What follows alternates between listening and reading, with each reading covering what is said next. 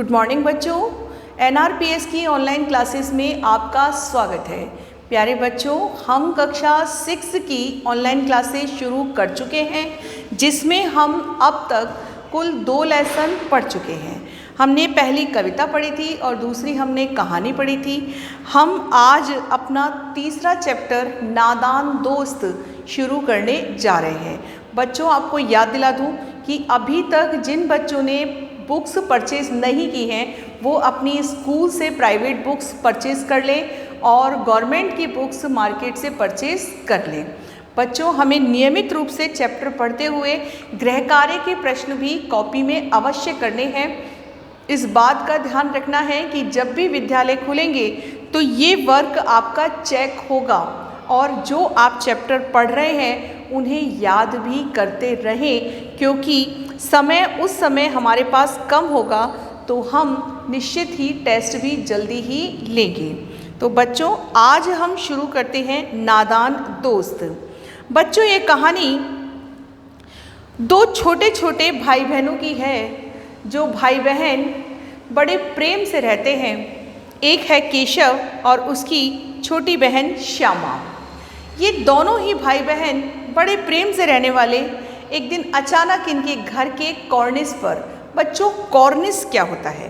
कॉर्निस होता है आपकी, जैसे पहले हुआ करते थे, आजकल तो ना के बराबर कॉर्निस होते हैं। जैसे कोई खिड़की है तो उसके ऊपर जो छज्जा टाइप का बनता था बारिश के पानी को रोकने के लिए, उसे कॉर्निस कहा जाता था।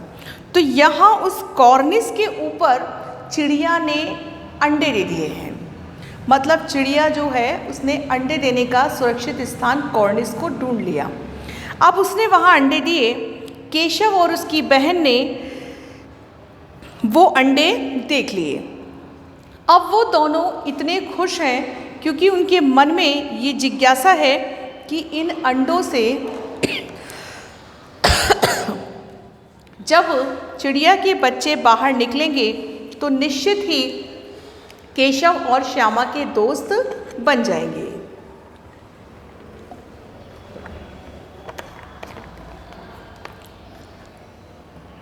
इस बात से श्यामा और केशव बहुत प्रसन्न हैं।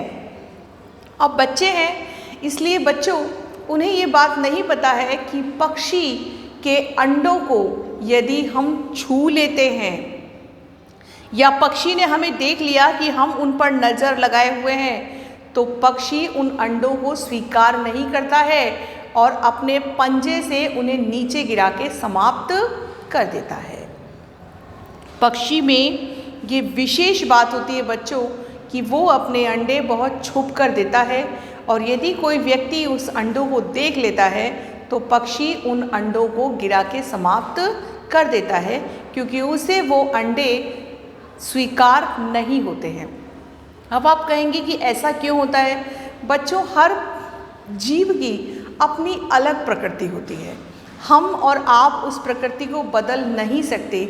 आज यदि आपसे भी कहा जाए कि बच्चों वहाँ ना जाएं, तो आप अवश्य ही वहाँ जाएंगे, क्योंकि मानव की प्रकृति होती है, उसे जिस कार्य के लिए मना किया जाए वो कार्य वो अवश्य ही करता है।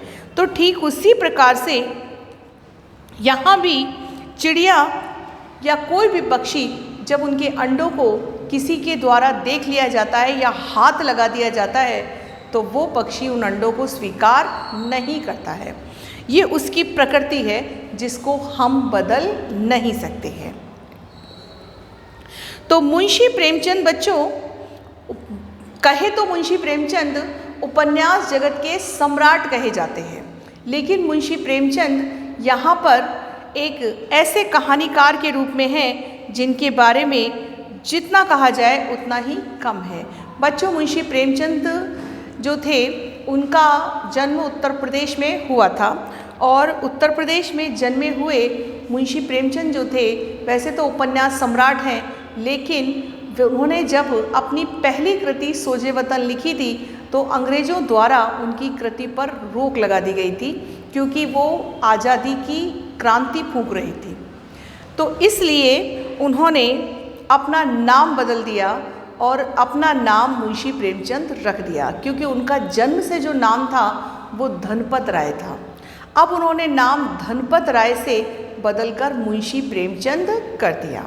बहुत अच्छे लेखक और कहानीकार, उपन्यासकार के नाम से मुंशी प्रेमचंद को जाना जाता है। तो आज उनकी हम ये बड़ी सुंदर सी कहानी पढ़ते हैं।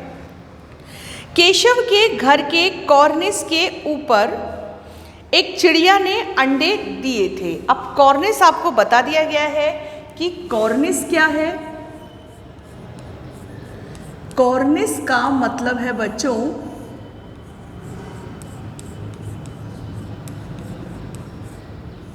छज्जा। आप इसे छज्जे के रूप में भी बोल सकते हैं। तो कॉर्निस का मतलब हो गया बच्चों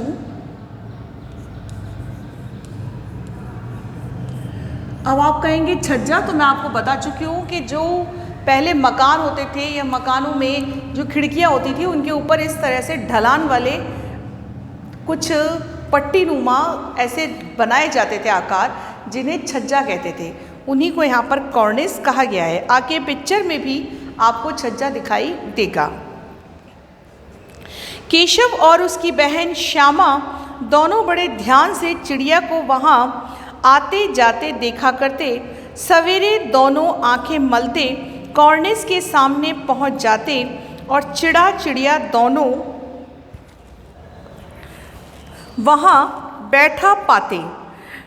उनको देखने में दोनों बच्चों को ना मालूम क्या मज़ा मिलता। दूध और जलेबी की सुध भी ना रहती थी, अर्थात माँ उन बच्चों को दूध जलेबी देती तो वो भी उन्हें याद नहीं रहती और उनको वो चिड़ा चिड़ी देखने में बड़े आनंद की प्राप्ति होती थी। दोनों के दिल में तरह तरह के सवाल उठते। अंडे कितने बड़े होंगे, किस रंग के होंगे, कितने होंगे, क्या खाते होंगे, उनमें से बच्चे किस तरह निकल आएंगे, बच्चों के पर कैसे निकलेंगे, घोंसला कैसा है। लेकिन इन बातों का जवाब देने वाला कोई नहीं है। अब यहाँ बच्चों के मन में जो उत्सुकता है वो कैसी है, कैसे प्रश्न है कि वो जब कॉर्निस के ऊपर उन्होंने देखा कि चिड़िया ने कुछ अंडे दिए हैं और वो 3 अंडे थे बच्चों। जब उन्होंने देखा कि चिड़िया ने यहाँ अंडे दिए हैं तब उन्हें बड़ी एक उत्सुकता जागृत हुई उनके हृदय में कि ये चिड़िया जो है इनके अंडों से कहीं ना कहीं बच्चे बाहर निकल कर आएंगे। अब सवेरे दोनों आंखें मलते हुए कॉर्निस के सामने पहुंच जाते और चिड़ा चिड़ी को उस पर बैठा हुआ पाते और वहां देखते कि उन बच्चों को बड़ा मज़ा आता उनको देखने में। तरह तरह के सवाल उनके हृदय में उठते कि अंडे कितने बड़े होंगे, किस रंग के होंगे, कितने होंगे, क्या खाते होंगे, उनमें से बच्चे किस तरह निकल आएंगे, बच्चों के पर कैसे निकलेंगे, घोंसला कैसा है। लेकिन इन बातों का जवाब देने वाला कोई भी नहीं था। ना अम्मा को घर के काम धंधों से फुर्सत थी, ना बाबूजी को पढ़ने लिखने से फुर्सत, यानी किसी प्रकार का आराम। तो यहाँ ना तो काम धंधों से अम्मा को फुर्सत थी, फुर्सत का मतलब आप लिखेंगे आराम से,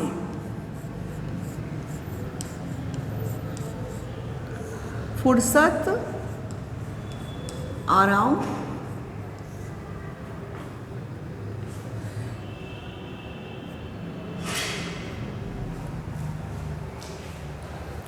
और तसल्ली का मतलब है सांत्वना।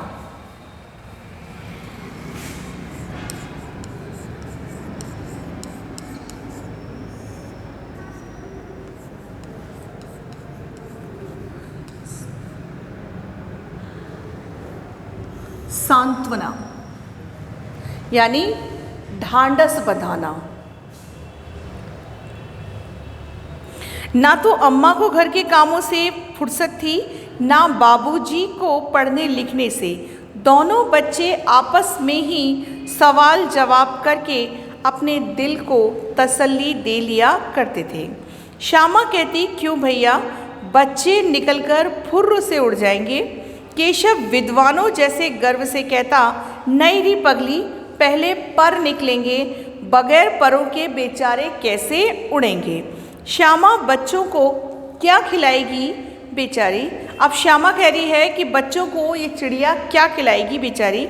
केशव इस पेचीदा सवाल का जवाब कुछ ना दे सकता था। इस तरह 3-4 दिन गुजर गए। दोनों बच्चों की जिज्ञासा दिन दिन बढ़ती जाती थी। अंडों को देखने के लिए वे अधीर हो उठते थे। उन्होंने अनुमान लगाया कि अब ज़रूर बच्चे निकल आए होंगे। बच्चों के चारे का सवाल अब उनके सामने आ खड़ा हुआ। अब वो अपने दिमाग से ही सोच रहे हैं कि निश्चित ही अंडों से बच्चे बाहर आ गए होंगे। अब बच्चे बाहर आ जाएंगे तो उनको भोजन के रूप में चारा कहाँ से मिलेगा। चिड़िया बेचारी इतना दाना कहाँ पाएगी। अब बच्चों, आप भी बच्चे हैं और ये भी बच्चे हैं, तो सोचिए कि बच्चे जो हैं उनके मन में कैसी उत्सुकता होती है।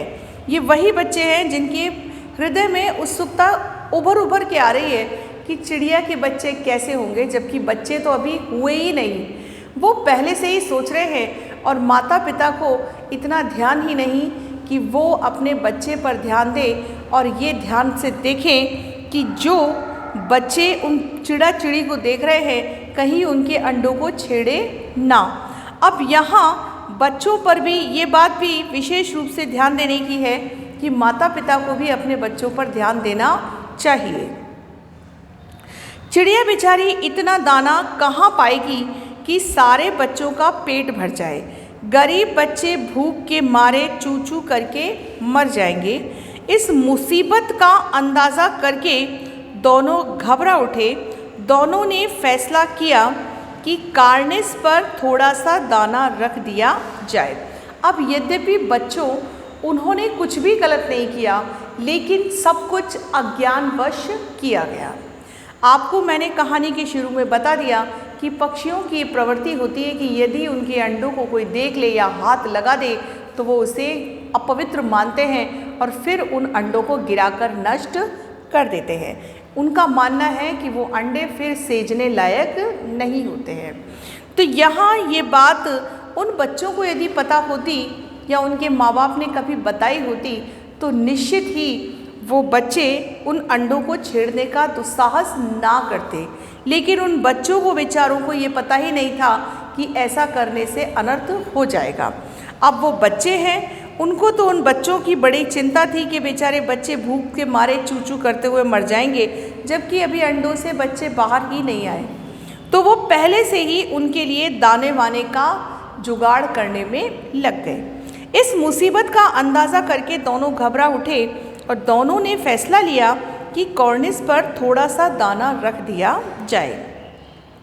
श्यामा खुश होकर बोली, तब तो चिड़ियों को चारे के लिए कहीं उड़कर ना जाना पड़ेगा। केशव, नहीं, तब क्यों जाएगी? श्यामा ने कहा, क्यों भैया, बच्चों को धूप ना लगती होगी? केशव का ध्यान इस तकलीफ की तरफ ना गया था। बोला, ज़रूर तकलीफ़ तो हो रही होगी। अब वो क्या कह रही है कि उनको धूप में कहीं परेशानी नहीं होती होगी। तकलीफ़ यानी परेशानी।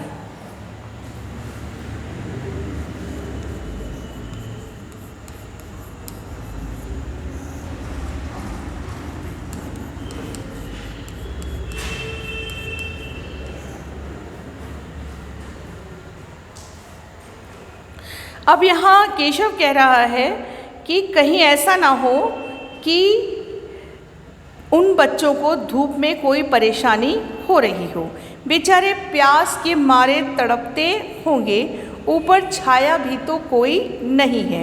यद्यपि ये सारी बातें बता रहे हैं कि उनके हृदय में बहुत दया भाव था, लेकिन वो दया भाव अज्ञानी व्यक्ति की भांति ही था।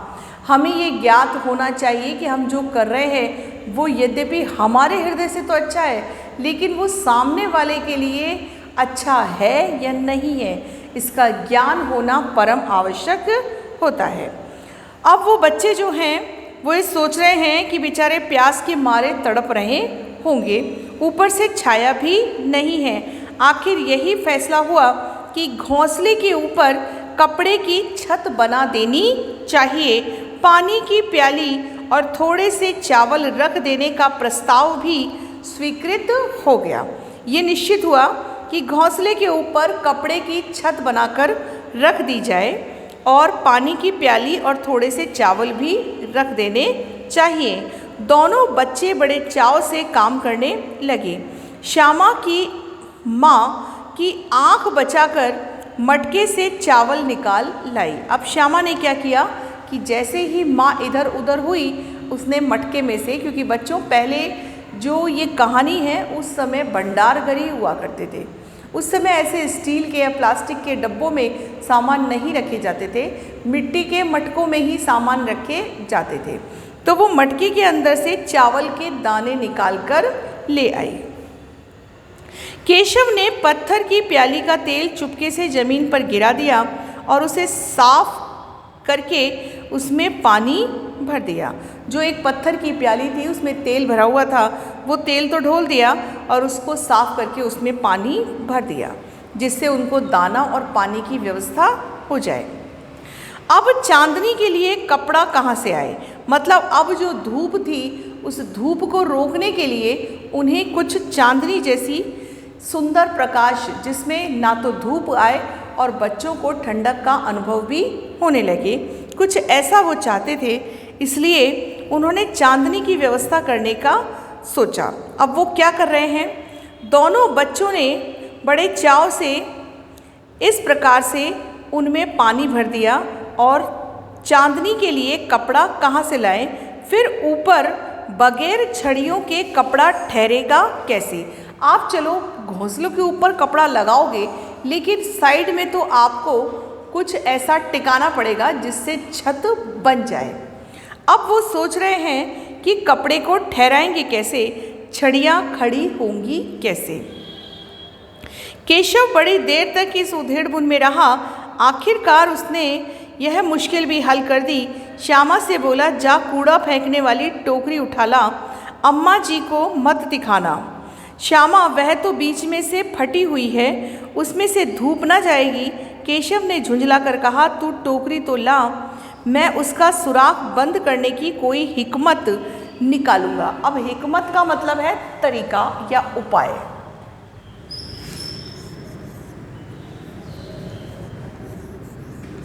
हिकमत का मतलब है तरीका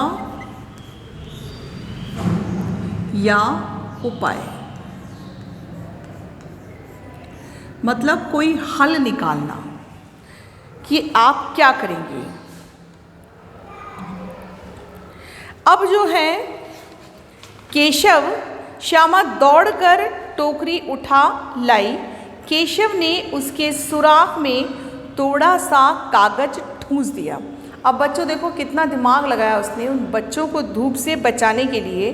केशव ने क्या किया कि श्यामा जो थी वो दौड़कर टोकरी उठा लाई और केशव ने उस टोकरी में एक सुराख, सुराख यानी छेद था, सुराख,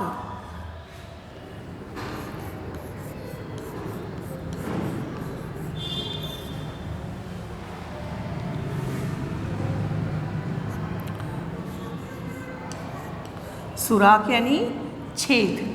तो जो उसमें छेद था उसमें उसने थोड़ा सा कागज ठूंस दिया। तब टोकरी को एक टहनी से टिकाकर बोला, देख ऐसे ही घोंसले पर उसकी आड़ कर दूंगा, तब कैसे धूप जाएगी। श्यामा ने दिल में सोचा, भैया कितने चालाक हैं। अब वो दिल में सोचने लगी कि वास्तव में भैया में दिमाग बहुत तेज है। अब बच्चों पहला वाला जो अंक था वो हमने पढ़ लिया। अब दूसरा अंक हम शुरू करते हैं। गर्मी के दिन थे, बाबूजी दफ्तर गए हुए थे। अम्मा दोनों बच्चों को कमरे में सुलाकर खुद भी सो गई थी, लेकिन बच्चों की आंखों में आज नींद कहाँ।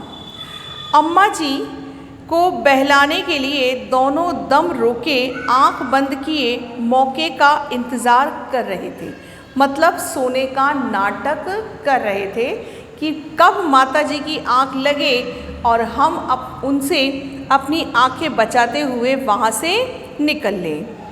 अम्मा जी अच्छी तरह सो गई तो दोनों चुपके से उठे और बहुत धीरे से उन्होंने क्या किया, दरवाज़ा खोला और दरवाजे की सिटकनी खोलकर बाहर निकल आए।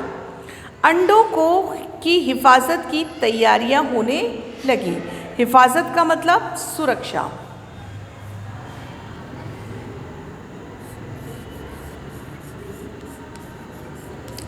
हिफाजत का मतलब है सुरक्षा।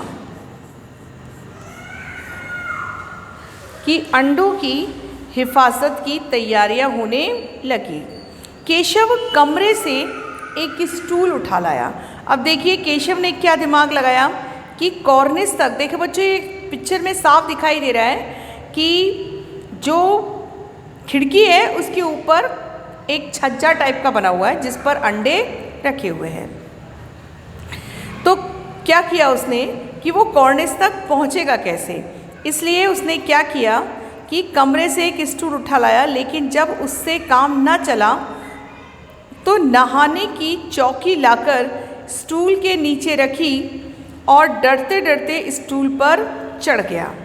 श्यामा दोनों हाथों से स्टूल पकड़े हुए थी। अब देखिए आप खुद कल्पना कीजिए कि स्टूल और स्टूल के नीचे चौकी लगाकर केशव कॉर्निस तक पहुंचने का प्रयास कर रहा है। वो कॉर्निस तक पहुंचकर देखना चाहता है कि बच्चे सुरक्षित हैं या नहीं हैं। उनको वो देखना चाहता है, उनकी हिफाजत करना चाहता है। यद्यपि दोनों बच्चों की भावनाएं दूषित नहीं हैं, वो बड़े प्रेम और दया सहानुभूति का परिचय देते हुए उन बच्चों को बचाना चाहते हैं, लेकिन उनकी जो भावना है वो भावना यहाँ ये बता रही है कि उनकी भावना अज्ञान से भरी हुई है। उन्हें ये ज्ञात नहीं कि चिड़िया को जब इस बात का एहसास हो जाएगा कि उसके बच्चों को किसी ने देख लिया है या छू लिया है तो फिर वो उन बच्चों को जिंदा रहने नहीं देगी। डरते डरते वो स्टूल पर चढ़ गया। श्यामा दोनों हाथों से स्टूल पकड़े हुए थी। स्टूल चारों टांगे बराबर ना होने के कारण जिस तरफ ज़्यादा दबाव पाता जरा सा हिल जाता। अब उसके चारों पाए जो थे उनमें थोड़ा बहुत फर्क होगा, और हम आज भी हमने देखा है कि कुछ ऐसी जगह होती है कि जहाँ पर हम स्टूल पे चढ़ते हैं तो हम हिलते हुए दिखाई देते हैं। कहीं कहीं क्या होता है कि स्टूल के नीचे गट्टे होते हैं, यदि वो एक गट्टा निकल गया है तो बाकी 3 पायों में और उसमें जो संतुलन है वो बिगड़ जाता है। तो यहाँ भी ऐसा ही है कि स्टूल के जो पाए हैं उनमें कोई संतुलन नहीं है। जहाँ दबाव अधिक पड़ता है वहीं वो स्टूल हिल जाता है। उस वक्त केशव को कितनी तकलीफ उठानी पड़ती है यह उसी का दिल जानता है। दोनों हाथों से कॉर्निस पकड़ लेता है। श्यामा को दबी आवाज से डांटता है, अच्छी तरह पकड़ वरना उतरकर बहुत मारूंगा। मगर बेचारी श्यामा का दिल तो ऊपर कॉर्निस पर था। बार बार उसका ध्यान ऊपर चला जाता है, हाथ ढीले पड़ जाते हैं। केशव ने ज्यों ही कॉर्निस पर हाथ रखा दोनों चिड़िया उड़ गईं। अब हुआ ये कि उस समय वहाँ चिड़िया भी बैठी हुई थी। अब केशव ने जैसे ही कॉर्निस पर हाथ रखा वो चिड़िया उड़ गई। केशव ने देखा कि कॉर्निस पर थोड़े तिनके बिछे हुए हैं, उन पर 3 अंडे पड़े हैं। जैसे घोंसले उसने पेड़ों पर देखे थे वैसा कोई घोंसला नहीं है। श्यामा ने नीचे से पूछा, क्या बच्चे हैं भैया? अब श्यामा जो है वो भी बड़ी उत्सुक है और वो नीचे खड़ी खड़ी पूछ रही है कि कितने बच्चे हैं भैया। अब भैया जो है वो क्या बोले, क्योंकि अभी तो अंडे ही है। केशव 3 अंडे हैं। केशव ने जवाब दिया कि 3 अंडे हैं, अभी बच्चे नहीं निकले हैं। श्यामा, जरा हमें भी दिखा दो भैया कितने बड़े हैं। अब बेचारी छोटी बहन है, बड़ी उत्सुक है, ये जानना चाहती है कि अंडे कितने बड़े हैं। वो भी देखना चाहती है कि चिड़िया के अंडे कैसे होते हैं। श्यामा ने ऐसा कहा। केशव कहता है, दिखा दूंगा, पहले जरा चिथड़े तो ले आ, नीचे बिछा दूं, बेचारे अंडे तिनकों पर पड़े हैं। अब वो क्या चाहता है, उनको बचाना चाहता है। दया दिखा रहे हैं कि कोई चिथड़े, यानी चिथड़े का मतलब होता है कपड़ों के टुकड़े, कि चिथड़े शब्द का मतलब है बच्चों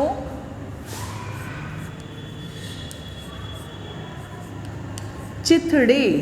तो चिथड़े का मतलब है बच्चों यहाँ पर कपड़ों के टुकड़े।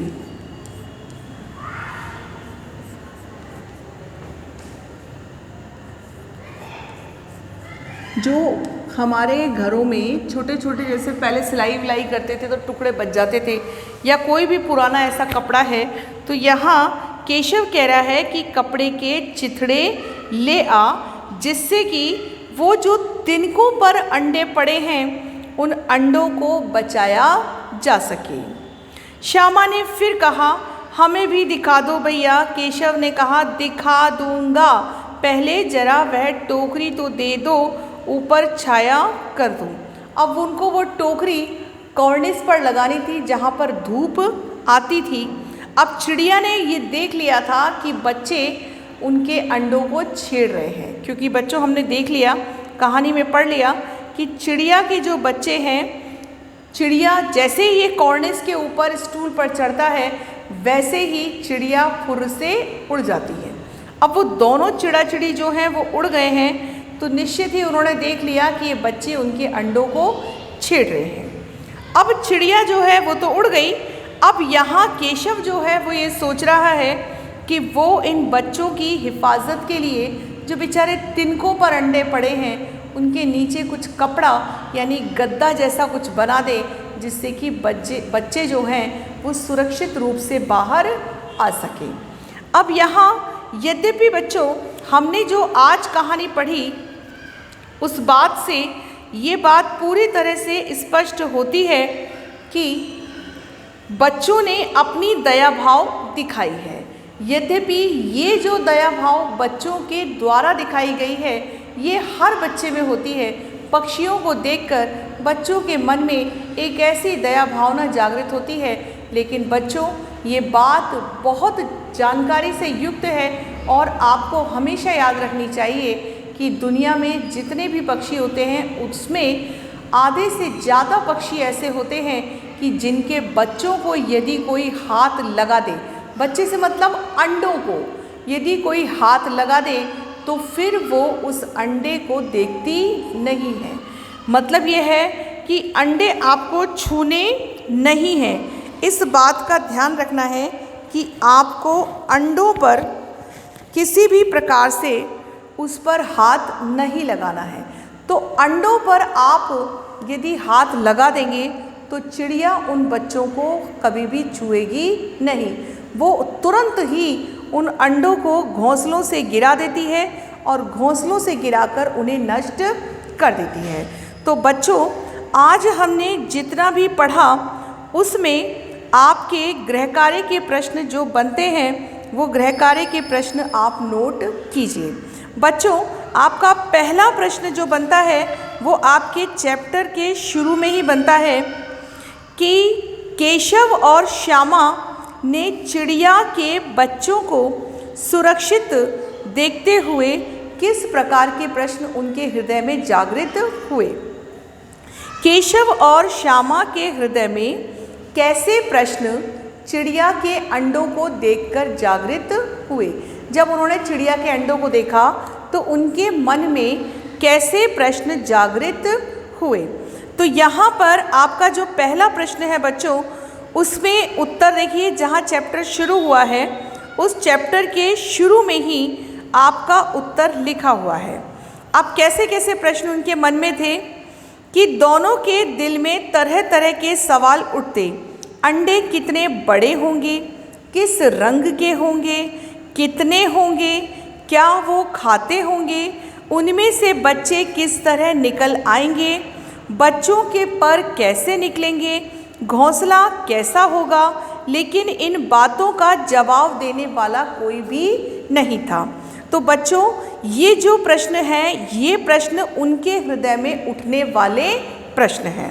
वहीं दूसरा प्रश्न जो गृह कार्य का बच्चों आप लिखेंगे वो ये है कि केशव को स्टूल पर खड़े होने में तकलीफ क्यों हो रही थी। केशव को स्टूल पर खड़े होने में तकलीफ क्यों हो रही थी। तो बच्चों उत्तर सुनिए। जो दूसरा अंक शुरू हुआ था उसमें पिक्चर के सामने जो लास्ट पैराग्राफ है वो आपको देखना है। केशव को स्टूल पर खड़े होने में तकलीफ इसलिए हो रही थी क्योंकि स्टूल के चारों पाए बराबर नहीं थे और जैसे ही उसका दबाव किसी एक किनारे पर पड़ता वैसे ही उसका संतुलन बिगड़ जाता और उसे लगता कि अब वो गिर जाएगा। तो इसलिए आपका उत्तर क्या बनेगा बच्चों कि केशव जो है उसके स्टूल के चारों पाए बराबर नहीं थे और जैसे ही वो कहीं एक तरफ अपना दबाव बनाता वैसे ही स्टूल हिल जाता और ऐसे हिलने वाले स्टूल पर उसे डर लगता कि कहीं वो नीचे ना गिर जाए। तो बच्चों आज के ये दोनों गृह कार्य के प्रश्न आपको अपनी कॉपी में करने हैं। आप कॉपी में जब प्रश्न करेंगे तो प्रश्नों के साथ साथ उन्हें याद भी करते जाएंगे। उम्मीद है बच्चों आपको ये कहानी अच्छी लग रही होगी। धन्यवाद।